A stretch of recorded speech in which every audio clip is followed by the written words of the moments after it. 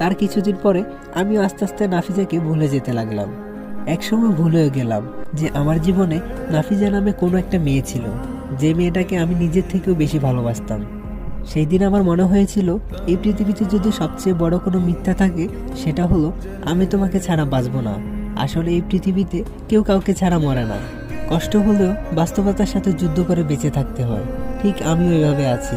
যখন নাফিজার হাত ধরে বলতাম আমি তোমাকে নিজের থেকে অনেক বেশি ভালোবাসি, তোমাকে না পেলে আমি বাঁচবো না, প্রতিটা মানুষ বেঁচে থাকার জন্য যেমন অক্সিজেন জিনিসটা অতি জরুরি, ঠিক তেমনই আমার বেঁচে থাকার জন্য তোমাকে খুব প্রয়োজন। তুমি ছাড়া আমার এই জীবন অধরা অসম্পূর্ণ। এই কথাগুলো শুনলে বড্ড হাসি পায় আমার। হয়তো নাফিজা আমাকে ভুলে গিয়ে নতুন কারো সম্পর্কে জড়িয়ে গিয়েছে। আমরা মানুষরা এমনই, পুরাতন ভুলে নতুনকে সদরে গ্রহণ করে নিই। দেখতে দেখতে নাফিজের সাথে আমার সম্পর্কের 2টা বছর অতিবাহিত হয়ে যায়। এই 2 বছর আমাদের